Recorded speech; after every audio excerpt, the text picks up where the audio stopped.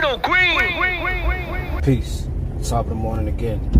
Real life hood stories starring Zito Green. Edited by the judge. You heard me? But yeah. Today I just want to talk about a phrase that I used to hear and shit. People say it's from the Bible. I never read the Bible before, so I wouldn't know. But they say that God watches out for children and fools. Yeah, I was one of them niggas. When I was a kid, I was definitely a fool.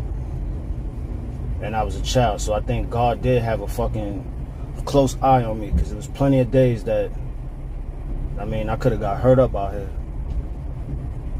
But, yeah, word. There was a point in my life I used to always be in and out of fucking 100 Center Street. That's the courthouse downtown and shit. I used to always get picked up on like drug charges and shit.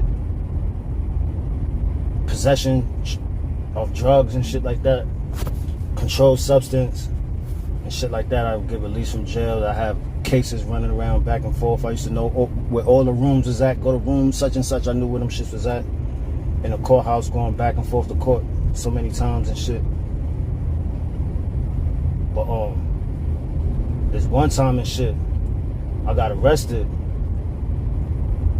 I had a fucking stolen car from I borrowed the car from a crackhead and shit, but I had the shit over the amount of days I was supposed to come back and shit. So I'm getting dressed and shit. I'm throwing on my Nikes and all that, throwing my jeans on, and I stopped myself and I'm like, yo, let me change my clothes and wear this just in case I get locked up. Now, what type of thought is that to have in your fucking mind? I dressed up just purposely to go to jail and shit, and that's exactly what happened and shit. My girlfriend at the time, we smoking in the car by the water and shit on 125th and Broadway. We smoking in the car and shit. Police swarms the car and shit. Locks me up and shit, takes me away and all that. And shit, so while I'm in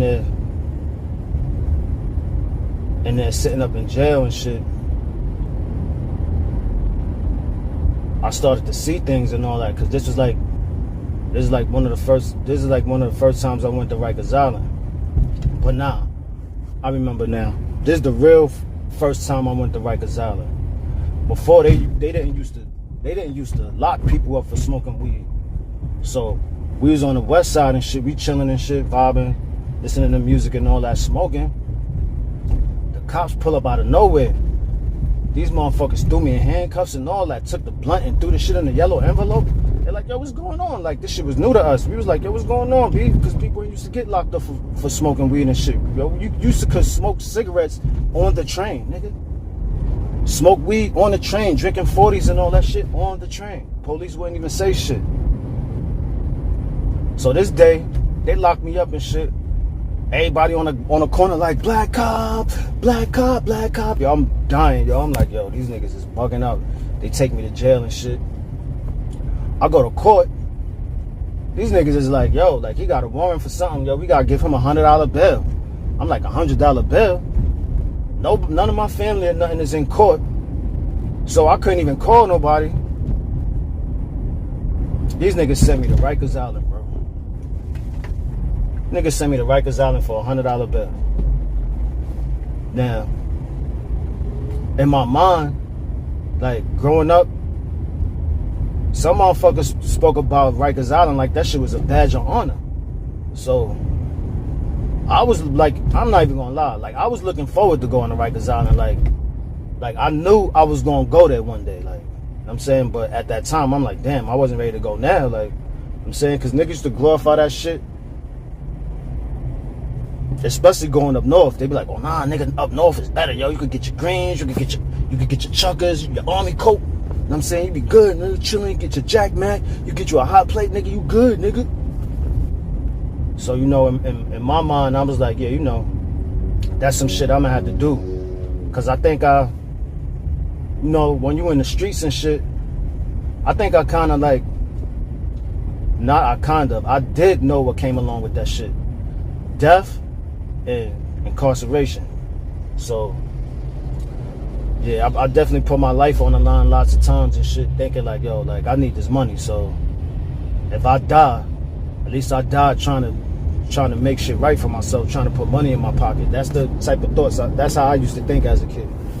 But yeah. So I get to Rikers Island and shit. They put me in the pens and shit.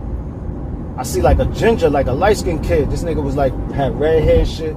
I never forget the shit. He had on a burgundy hoodie. The kid had Spider-Man cuts going down his face. Now,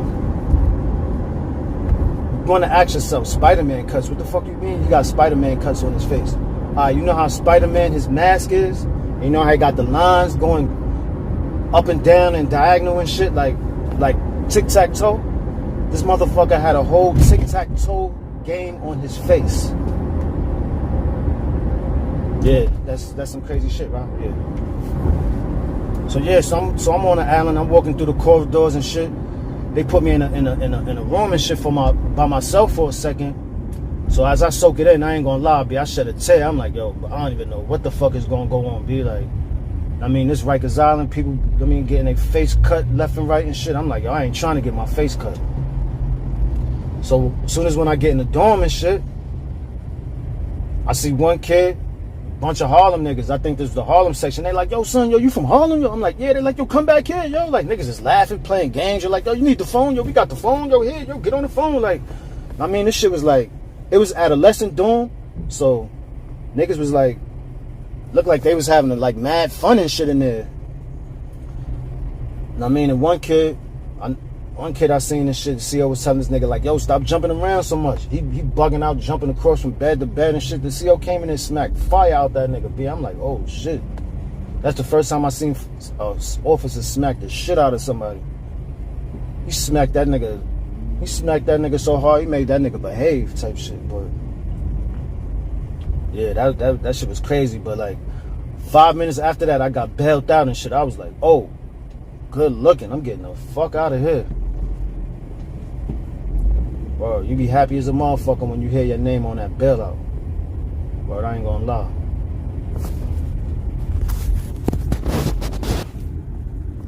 But the mentality of just getting yourself ready to go to jail or to be shot gotta be a sickness, bro. And if you feeling this way, like you willing to put your life on the line for this shit out here, yo, try to get some counseling, you know, find you a big bro or something, I mean, somebody to talk to that give you good advice, bro, because I started seeing my friends die, like, at a mad early age, like 14 and shit like that, like, friends getting murdered and all that shit. So, I mean, I wouldn't advise this street shit or no negative activity, man. I wouldn't advise that shit for nobody, man.